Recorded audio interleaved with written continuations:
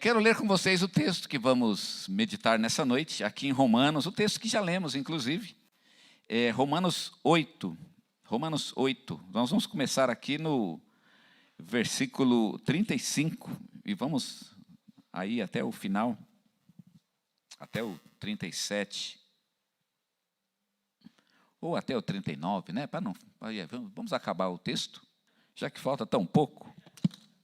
Vamos começar aqui do 35, tá bom? A gente vai ficar sentado mesmo, mas o nosso coração ele não está nem em pé, ele está ajoelhado enquanto lemos a palavra do Senhor, porque é a palavra de Deus, tá bom? Diz assim o texto: quem nos separará do amor de Cristo? Será a tribulação, ou angústia, ou perseguição, ou fome, ou privação, ou perigo, ou espada? Como está escrito, por amor de ti somos entregues à morte todos os dias. Fomos considerados como ovelhas para o matadouro. Mas em todas essas coisas somos mais do que vencedores por aquele que nos amou.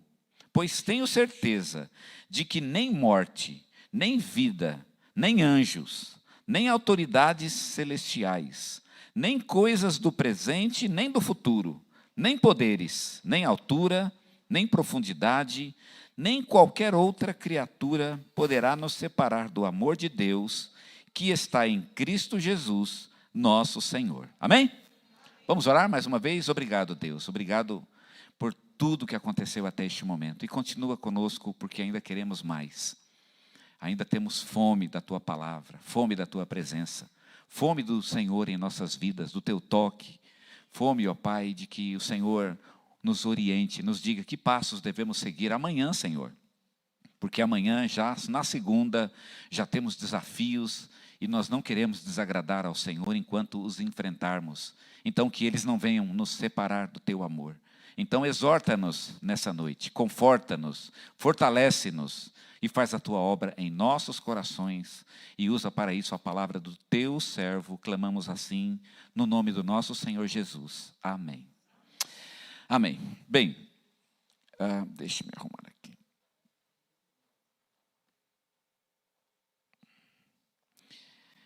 Não sei se você já leu a carta aos Romanos. A carta aos Romanos é um desafio, não é? Você já tentou ler e já descobriu que é uma carta difícil? Eu já li a carta aos Romanos e é uma carta muito difícil, né? Difícil mesmo, assim. Paulo, ele não brincou em serviço ali, quando escreveu essa carta. O tema da carta aos Romanos, a gente sabe, e hoje é bem bacana falar disso, porque é o dia da Reforma Protestante, né? E o tema da carta aos Romanos tem tudo a ver com a Reforma Protestante, que é a justificação pela fé. Esse foi o tema que Paulo abordou na sua carta aos Romanos. Ele fala da justificação, ou seja, a salvação ela vem pela fé e não pelas obras da lei, tá certo? E não pelas obras ou obras de qualquer espécie. Ou seja, a salvação ela é pela fé e não por qualquer outro motivo. Por exemplo, pelo nosso bom comportamento, ou porque somos boas pessoas, ou porque temos algum mérito. Não, nada disso. A obra de salvação ela é exclusivamente de Deus. A conclusão a que Paulo chegou nessa carta, quando ele pensa nisso, é que Deus ele utiliza um método de salvação que mostra que ele é muito favorável a nós. Ele está muito disposto a nos ajudar. Deus ele está muito inclinado, né, a nos ajudar. Ele está favorável. Já viu quando você vai conversar com uma pessoa e ela já está favorável? É como pedir dinheiro emprestado, por exemplo, para alguém, por exemplo, que está apaixonado por você. Imagina, né? O sujeito está apaixonado e você precisa de dinheiro. Já ganhou, não ganhou não? É assim, Deus ele meio que está apaixonado por nós. Então isso torna tudo mais fácil, porque ele tem uma inclinação para o nosso bem. Essa é a ideia de Paulo em Romanos, essa ideia da disposição de Deus, essa inclinação de Deus. Deus não tem nenhuma má vontade quando se trata da nossa salvação ou quando se trata de nós. Pelo contrário, ele é todo boa vontade. Se a gente fosse usar uma linguagem bem moderninha, o Senhor nos perdoe, nós diríamos que Deus está facinho, né? Ele está facinho. Ele está muito, muito disposto, ele quer muito nos ajudar. Ele é todo boa vontade E Paulo termina essa sessão na primeira parte de Romanos, que termina no capítulo 8, o capítulo que nós lemos, exatamente mostrando essa verdade. Aqui em Romanos, capítulo 8, verso 31 a 39, Paulo mostra exatamente as conclusões disso, né? Dessa disposição, desse amor de Deus, essa simpatia, essa inclinação que Deus tem através de nós. E quando Paulo percebe que Deus está tão disposto, tão inclinado, tão amoroso, ele faz então 4 perguntas que vão fechar esse tema, para mostrar que a gente está muito seguro da salvação que temos em Deus. 4 perguntas que ele faz no capítulo 8, versículos 31 a 39. E cada uma dessas perguntas ele vai gastar um tempo, então, abordando cada uma delas. A primeira delas é a seguinte: se Deus é tão amoroso, tão bondoso, tão inclinado para o nosso bem, e ele vai falar isso nos versículos 31 e 32, então, quem será contra nós? Lembra do famoso versículo? Se Deus é por nós... Isso, essa é a primeira pergunta que ele faz. Ou seja, se Deus está tão inclinado, então quem é que vai se levantar contra mim? Alguém pode até tentar, mas eu não recomendo, né? Se alguém quiser tentar se levantar contra nós, ele que sabe, cada um é que sabe da sua vida. Eu recomendo fortemente que não tente, porque nós temos um aliado muito poderoso, e ele gosta muito da gente. Né? Não por mim, eu mesmo não tenho força nenhuma, mas alguém gosta muito de mim e ele sim tem uma força muito grande. Então quem será contra nós? E Paulo aborda essa pergunta nos versículos 31 e 32. Ele dedica 2 versículos para tratar dessa questão.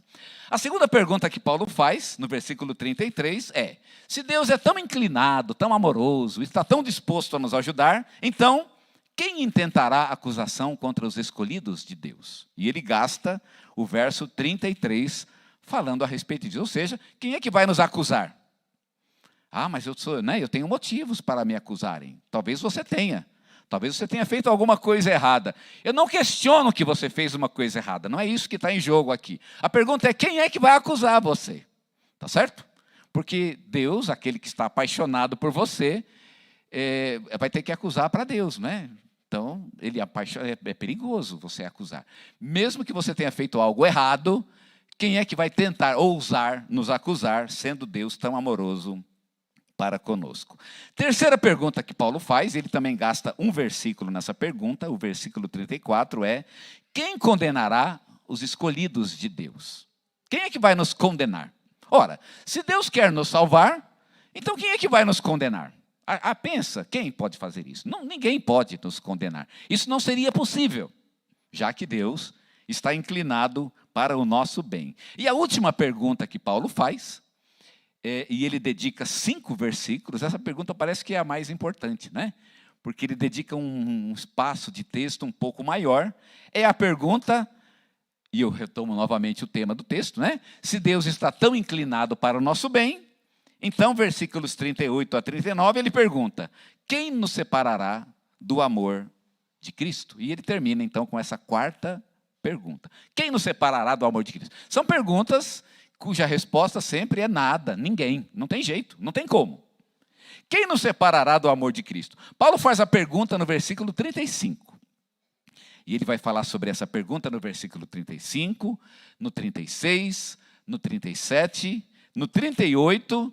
e vai responder finalmente no 39. O 39 é a conclusão final. Eu vou retomar a pergunta: quem nos separará do amor de Cristo?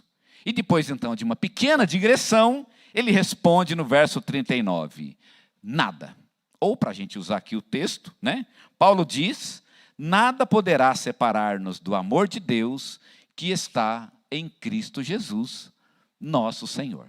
Nós lemos um texto nessa noite que é exatamente essa 4ª pergunta. É exatamente o texto, ele foi tirado dessa 4ª pergunta. A pergunta: quem nos separará do amor de Cristo? É essa a sessão que nós vamos analisar hoje, em particular. Essa 4ª pergunta de Paulo: quem poderá nos separar do amor de Cristo? Bem, nós já sabemos a resposta. Já demos aqui o spoiler, não é? E todo mundo já sabe, acho que nem precisava, que todo mundo já sabia a resposta.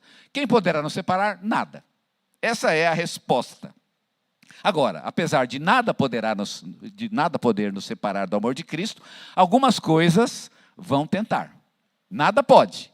Mas não é assim também. Algumas coisas vão tentar. Eu até agora estava pensando, ninguém é louco o suficiente para tentar nos tirar de Deus, ou nos separar do amor de Deus. Pois é, tem algumas coisas que são loucas o suficiente para tentar fazer isso. Né? Tem alguns corajosos aí tentando. E Paulo vai falar de 2 grupos de corajosos aí que estão tentando nos separar do amor de Cristo. 2 grupos. O primeiro desses grupos são coisas humanas, coisas dessa vida. E o segundo grupo, as coisas da outra vida, coisas sobrenaturais. Tá certo? Então vejam que não são poucos os que tentam nos separar. A gente estava pensando assim, mas ninguém vai se levantar contra Deus, né? Porque se levantar contra a obra de Deus em nossa vida, significa se levantar contra Deus.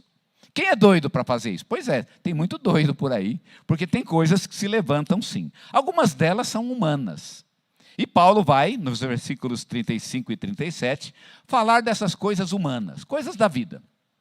Essas coisas realmente ameaçam nos separar do amor de Cristo. Eu já sei que nada vai conseguir, mas algumas vão tentar. Então, quais são essas coisas humanas? Né? Depois a gente vai falar das sobrenaturais. As humanas estão no versículo 35 a 37. Né? Paulo vai falar sobre algumas delas. A tribulação, a palavra tribulação, ela significa aperto, tá certo? Ou seja, os apertos da vida. Quem de nós não sabe o que é isso? Passou por momentos muito difíceis, em que a gente não sabia o que fazer. Pois é, esses momentos nos ameaçam. Ele fala da angústia. O que é a angústia? É aquela tristeza da nossa alma. Que sentimento ruim é a angústia, não é verdade? Todos já sentimos. Esse nó na garganta que não sai nunca. Eu conversei certa vez com uma mulher ela viu o filho morrer. Um caminhão passou por cima de um filho de 5 anos. E ela entrou numa angústia muito grande. Eu a visitei depois de 2 anos que isso havia acontecido. E ela me testemunhou diante de mim. Pastor, o irmão já viveu essa experiência de ter um nó na garganta e esse nó fica fechando a sua garganta? E eu disse, sim, várias vezes já passei por isso. E ela disse, pois é, eu sinto isso 24 horas por dia há 2 anos. Já pensaram no que é isso? Essa angústia, irmãos, ela é terrível. É um sentimento que ameaça nos separar do amor de Cristo. Paulo fala da perseguição. É um problema que não é tão forte aqui no Brasil, mas é muito forte em outros países, não é? A fome, ou seja, a carência, a falta. Sabe quando você quer comprar o bife e não tem bife, não tem dinheiro para comprar o bife? Não sei se isso já aconteceu na sua vida. Eu, quando morava lá em Sertãozinho, era missionário lá, a gente fez uma horta lá no quintal da igreja. O quintal da igreja era muito grande. E aí nós separamos um pedaço para fazer uma horta. E aí fomos visitar uma família de pessoas que vieram lá do sul da Bahia. Eles vinham para cortar cana lá na região de Sertãozinho. E aí quando chegamos lá, os irmãos estavam comendo só arroz. E aí eu cheguei bem na hora da janta e só tinha arroz. Falei, mas meu irmão só tem arroz. A gente é uma descrição danada. Meu irmão só tem arroz. Olha que coisa incrível. E aí ele vira para mim e fala, pastor, eu dou graças a Deus que aqui ainda tem arroz, porque lá nem arroz tinha. E olha, já pensaram nisso? Irmãos, a fome é algo terrível. Você está, eu estou bem com Deus, porque você não passa, eu quero ver o dia que você passa fome, como é que vai ser. E não tem o que comer. Como é que você vai fazer? Pois é, isso poderia, não vai ameaçar, claro, não vai nos separar. Mas poderia, não poderia? Eu acho que se eu passasse por isso, olha, Deus tenha misericórdia, não é verdade? Pois é, essas coisas ameaçam, de fato. E por fim, Paulo vai dizer, além da fome, ele fala a nudez. A nudez é a vergonha. Não sei se você já passou vergonha, né? A vergonha é algo terrível, é um sentimento horrível, que todos sentimos algumas vezes. Ele fala também do perigo. E por fim ele fala da espada. E a espada é talvez a própria morte. E naquele tempo era morrer por espada. Hoje em dia é mais fácil, né? O pessoal fala que no futuro a gente vai morrer por Cristo, e vai mesmo. Mas talvez a gente vai morrer aquela injeção letal, que você dorme, aí você provavelmente, não sei se vai ser assim, não é? Mas antigamente era espada, o negócio não era injeção letal. A injeção letal é só a dor da picadinha. Mas antigamente era uma espada. Eu imagino que uma espada entrar na barriga da gente deve ser uma coisa bem desagradável. Não é verdade? Poderia ameaçar, não poderia? Poderia, mas não vai tirar você do amor de Cristo. É isso que Paulo quer dizer. Não são coisas terríveis? Eu acho que essa lista de Paulo, ela é uma lista muito dura. né? Agora que eu achava que nada ia separar, mas depois de olhar para essa lista, eu já fiquei preocupado agora, né? Deus, eu fiquei preocupado agora, Senhor. É isso que eu vou ter que enfrentar? Paulo diz, sim, você vai enfrentar, só que essa é só a primeira categoria. Agora vem a segunda. E nota, a segunda é pior do que a primeira. Se você passar da primeira, agora vamos para o segundo estágio. É mais ou menos que nem a molecada que joga videogame, né? E o primeiro estágio do videogame, ele é o mais fácil, não é assim ou não? Se você consegue passar daquela fase, a segunda fase é mais difícil. Você não deve tentar ir direto para a segunda. Porque você tem que passar pela primeira para chegar. A segunda é mais difícil.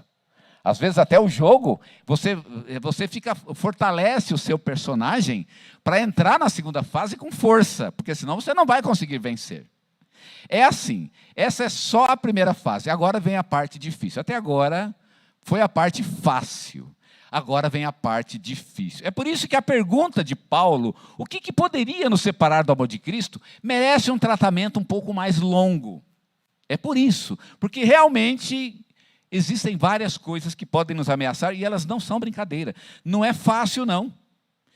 Qual é a segunda categoria que Paulo coloca? São os inimigos espirituais. Se você vencer os materiais, os humanos, os físicos, agora chegou a hora de enfrentar os verdadeiros inimigos, os sobrenaturais. Quais são eles? Paulo fala: a morte, a vida, os anjos, os principados, as coisas do presente e do porvir, os poderes, a altura e a profundidade. Eu não quero me delongar neles, porque esse não é o nosso tema hoje, mas são inimigos espirituais. Coisas como o diabo, né, o futuro, a própria vida, o peso da própria vida, do próprio viver sobre cada um de nós. Essas coisas vão exercer um peso e vão ameaçar a nossa continuidade no Evangelho. A lição principal que Paulo quer deixar nesse texto é que a vida, ela é uma luta. E nunca vai deixar de ser uma luta. Eu fico vendo algumas pessoas, eu quero, né, aposentar. Irmão, não existe aposentadoria do Evangelho. Não existe uma hora na vida cristã em que a luta passa. Vida é luta, nunca é fácil e nunca será fácil, nunca. Nunca vai melhorar. Talvez a gente quisesse uma espécie de um repouso, né? Um oásis. Deus, onde é que vai ter um oásis? Irmãos, não existe, porque se tiver um oásis é porque você querer ficar nele, né? De repente. Não sei se vocês já leram o livro do Peregrino, do John Bunyan. Quando no Peregrino ele vai subir uma montanha, o anjo fala, olha, você não pode dormir no meio da montanha. Você tem que chegar lá no alto. Mas ele foi subindo e a subida demorou muito. E aí ele ficou muito cansado e acabou dormindo no meio da subida. Só que quando ele dormia, ele foi se virar, né? Ele estava numa plataforma da montanha, e o pergaminho que ele carregava, eu não vou contar aqui porquê, você tem que ler o livro, mas um pergaminho que ele carregava caiu. E ele não percebeu, ele subiu e foi embora. E depois de muito tempo, ele cadê o pergaminho? Né? Já tinha andado vários dias. E aí onde foi? Onde caiu o pergaminho? Ele não lembrava. Mas aí ele foi tentando e foi lembrando, e aí ele lembrou, eu dormi, no momento em que eu dormi, algo se perdeu. Irmão, no momento que você dorme, pode ser que você perca algo. Isso é perigoso. É perigoso dormir na vida cristã. Não existe um oásis, a gente pode falar, agora, né? Agora está tudo bem. Não. Vida cristã é luta. O que nós podemos fazer é escolher a luta. Eu não vim aqui, como eu já disse hoje pela manhã, eu não vim aqui para trazer um tempo de paz para a igreja, né? Tudo bem que Jesus também não veio. Até ele falou, lembra? Ele falou, eu não vim trazer paz, eu vim trazer a espada. Eu vim trazer, espero que seja esse o meu papel na igreja. Trazer lutas. Mas vamos trazer a luta certa, simplesmente. Em vez de lutar a luta errada, em vez de a gente lutar um contra o outro, vamos lutar juntos contra o inimigo certo. Mas que vai ser luta. Eu espero em Deus que a gente traga para os irmãos e juntos comigo algumas lutas, que podemos lutá-las. Mas não existe vida sem luta. Não há um papel do cristão neste mundo em que não implique uma luta. Uma luta é diferente da outra. Talvez eu possa pedir para Deus outra luta. Senhor, essa luta está difícil. Eu aprendi na minha vida cristã a não pedir nem vitória, que Deus me dê força para enfrentar a luta. Eu quero a luta é minha. Eu quero essa luta. E eu sugiro que você aprenda e viva isso. É melhor enfrentar a luta do que tentar fugir dela, porque é na luta que você vai caminhar com o Senhor, e é na vitória sobre essas lutas que você vai conhecer a Deus. O crente maduro, ele não fica só, buscando vitória. O crente maduro, ele sabe escolher a sua luta. Talvez seja esse talvez seja o grande sinal da maturidade. É que um crente maduro sabe qual é a luta que vale a pena ser vivida. Ele há de rejeitar algumas, mas ele há de aceitar outras. Então, qual é a pergunta que não quer calar? A pergunta é a seguinte: vamos vencer? Essa é uma boa pergunta, né? Eu podia, no início da minha mensagem, fazer essa pergunta, os irmãos diriam um grande amém. Mas agora, depois que eu passei a lista dos problemas que vamos enfrentar, talvez o irmão pense, mas será que realmente eu vou vencer?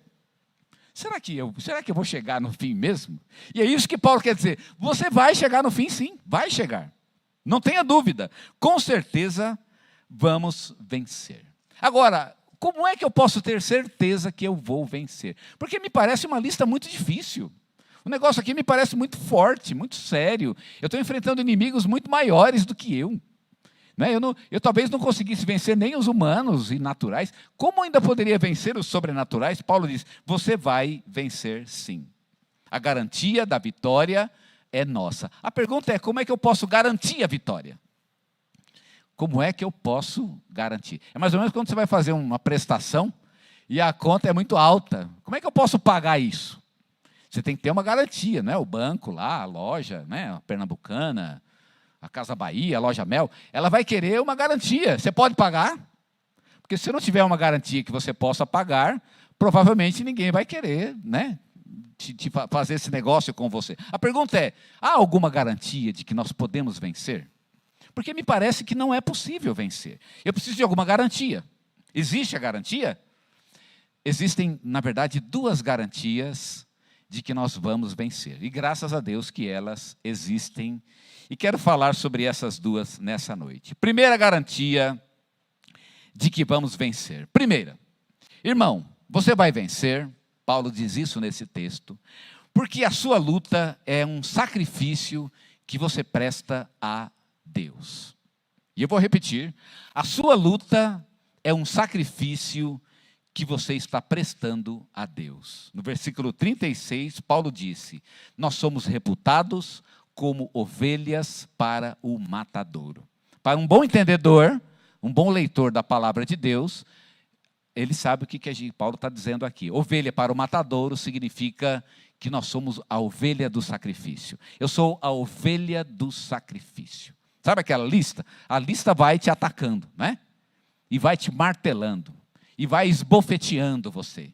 Ela vai te triturando, te torturando. E você vai aguentando como uma ovelha que está indo para o matadouro. Irmãos, nossa vida é um altar dedicado a Deus. E é isso que Paulo coloca.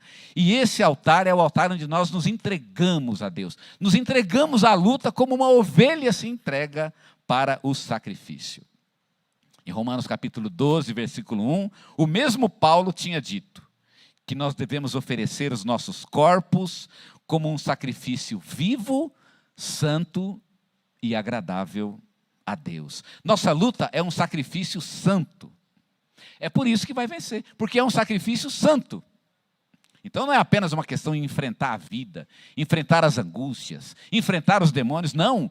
A dor, tudo o que sentimos, o impacto que essas coisas têm sobre nós, é um sacrifício vivo, santo e agradável a Deus. Não tem como perder essa luta. Mesmo que eu morresse nessa luta, ainda assim seria o sacrifício dedicado a Deus. Na verdade, você vai perder mesmo. Sabe por quê? Porque o altar é o lugar de perder. Não é assim? A ovelha que vai para o altar, ela vai ganhar? Não, ela vai perder, ela vai morrer. Ovelha no altar não é nem um bom negócio para a ovelha, inclusive. Ela vai perder a própria vida. Mas ela vai perder no altar. E perder no altar é esse o sentido de vivermos essa luta, irmãos. Perder no altar. Deus, eu não me importo de perder. Eu posso perder tudo que eu tenho. Não me importo. Não estou preso a nada deste mundo. Nem mesmo a minha própria vida. Leva tudo, Senhor. Mas que eu perca no teu altar. Que seja um sacrifício dedicado ao Senhor, que seja um sacrifício santo. Ah, eu vou chorar, chore no altar. Eu vou sentir dor, sinta dor no altar. Vou perder dinheiro, perca dinheiro então no altar, que seja no altar. Aquele grupo Toque no Altar, nos bons tempos, não é? Cantava uma música que eu achava muito bonita, que dizia: eu construirei sobre o monte um altar, e o sacrifício sou eu. O sacrifício sou eu. Irmãos, há um altar construído na tua vida. E sabe qual é o sacrifício? É você. Tua própria vida é um sacrifício dedicado ao Senhor. Eu sou a oferta. E qual é a vantagem de oferecer a Deus uma oferta? É que você está oferecendo para Ele. A oferta que você dá a Deus, ela volta para você. E quando ela volta multiplicada. Não é assim que é ensinado lá no Antigo Testamento? Se vocês forem fiéis e fizerem as ofertas direitinho, eu vou devolver. De outras formas eu devolvo, e vou devolver multiplicado.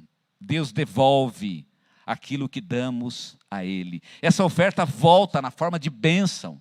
Ela volta na forma de vitória. Nós vamos vencer, porque nossa luta é uma oferta dedicada a Deus. Paulo disse no verso 36, por amor de ti. Nós somos entregues à morte todo dia, mas olha a diferença, por amor de ti. Eu podia fugir dessa luta, podia falar, não, eu não quero, né? Não vou lá para a Suzana, eu prefiro ficar em casa, embora que lá é outra luta, não existe vida sem luta, né? É o que ou eu luto em casa ou luto aqui, tá certo? Eu escolhi essa luta, perfeito, ok? Mas irmãos, vim aqui, enfrento essa luta, e olha aqui o segredo, por amor de ti. Esse é o segredo, é por amor a Deus que eu quero enfrentar essa luta, e é por amor a Deus que você vai enfrentar a tua luta. Sabe por que você vai vencer? Porque tua luta é uma oferta dedicada a Deus. Por isso é que a vitória é garantida. Não é porque você tem força, não é porque o inimigo é fraco, que não é.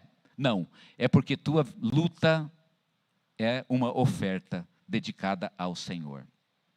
Há uma segunda garantia que Paulo coloca aqui nesse texto, de que vamos vencer, apesar dos terríveis inimigos, mas vamos vencer. E essa segunda garantia é o amor de Deus por nós. Deus nos ama.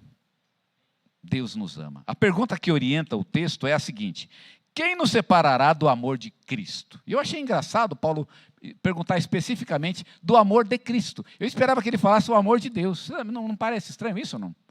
Eu não sei, no meu ouvido era natural que ele... Quem nos separará do amor de Deus? Mas ele insiste que é no amor, do amor de Cristo. E não do amor, embora, é claro, né? Uma coisa tem tudo a ver com a outra. No fundo é a mesma coisa, mas é engraçado Paulo frisar essa questão, e não só frisar na pergunta, mas isso vai orientar todo o texto. Ele não fala sobre o amor de Deus, ele fala sobre o amor de Cristo. No versículo 37, somos mais do que vencedores por meio daquele que nos amou, e o contexto é Cristo. No verso 39, nada poderá nos separar do amor de Deus, que está em Cristo. Por que Paulo insiste na questão do amor de Deus em Cristo? Não é só o amor de Deus. Paulo dá o exemplo do amor. É o amor, mas não o amor genérico, porque Deus tem um amor genérico, sabe disso, né? Ele tem um amor que é, porque Deus é amor. Jesus fala que Deus faz a sua chuva, cair sobre bons e maus. Deus é bom. Mas não é desse amor que eu estou falando, não. Deus é amor, mas não, vamos deixar esse amor de lado, ele é muito bom, muito bonito, mas há aqui um recorte do amor. É especificamente o amor de Deus revelado em Cristo. É aqui que está o segredo. O amor de Deus revelado em Cristo Jesus. Por quê? Essa frase, quem poderá nos separar do amor de Cristo? Ela tem duas ideias que nós precisamos aprender. A primeira é que se Deus nos ama, e Ele nos ama, então Deus quer ficar junto com a gente. Ele quer a gente bem, não quer? Quer a gente vivo.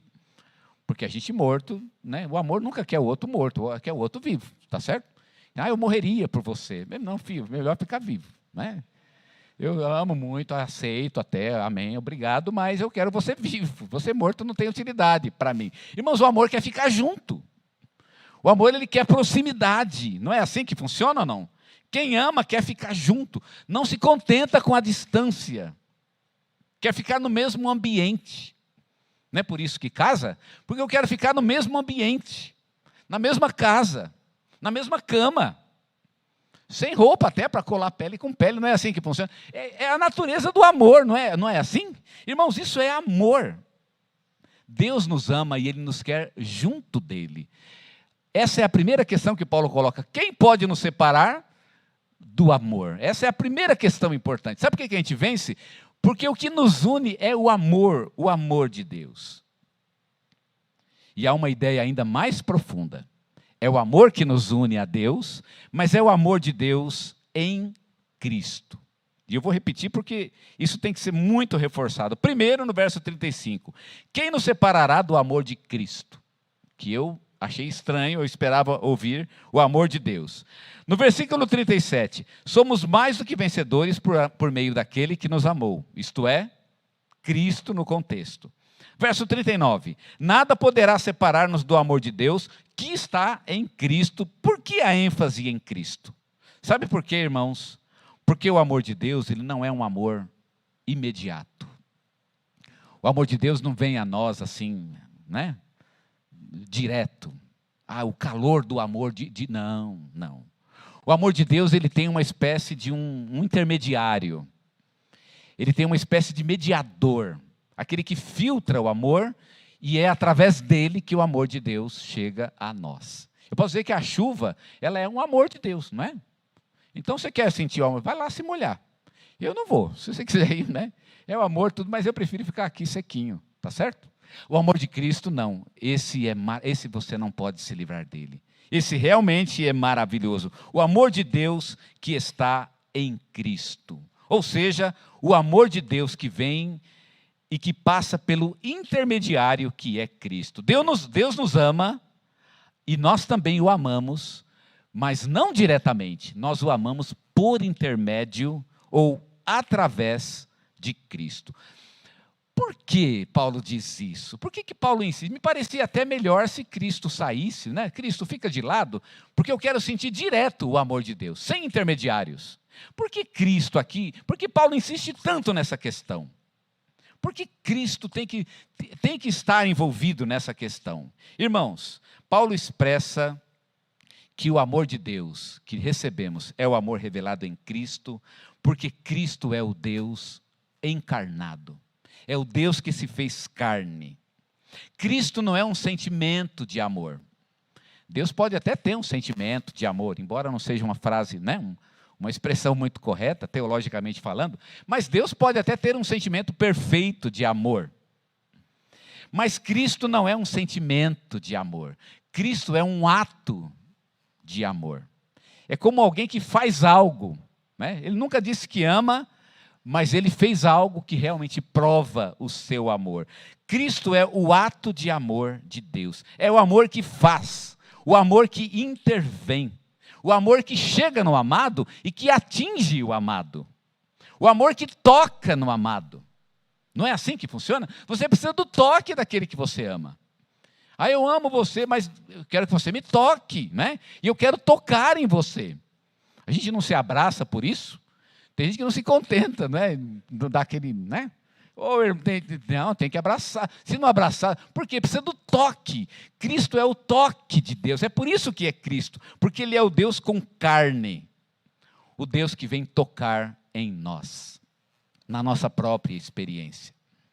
Eu li certa vez uma ilustração de uma mãe que tentava tirar o medo de uma criança que tinha medo do escuro.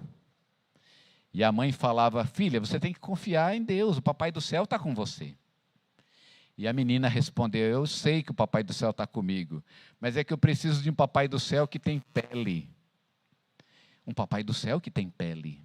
Ele me ama, mas eu estou sozinha, eu ainda me sinto sozinha no escuro. O sentimento de que Ele me ama não resolve o problema. Eu preciso que Ele tenha pele, que Ele esteja aqui do meu lado, que Ele me toque.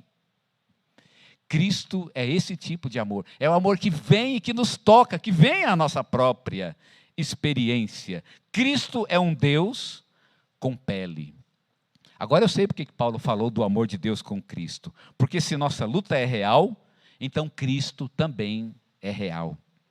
Se nossas lágrimas são reais, não são brincadeira, elas são reais. Cristo também é real. Deus não tem dó das nossas lágrimas. O que Ele tem para as nossas lágrimas é solução. E a solução se chama Cristo. No versículo 34, Paulo perguntou: quem nos condenará? E a resposta é Cristo. Olha a resposta: é Cristo Jesus quem morreu, ou antes quem ressuscitou, o qual está à direita de Deus e também intercede por nós. Cristo é a resposta para as nossas lutas.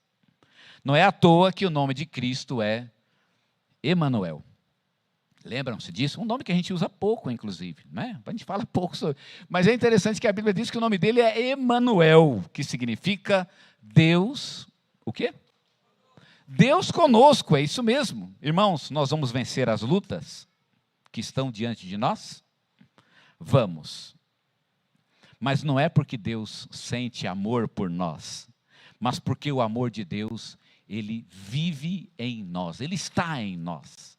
Porque o amor de Deus chega a nós, nos toca, e nós podemos senti-lo e vivê-lo em nossa própria vida. E o amor de Deus se chama Cristo.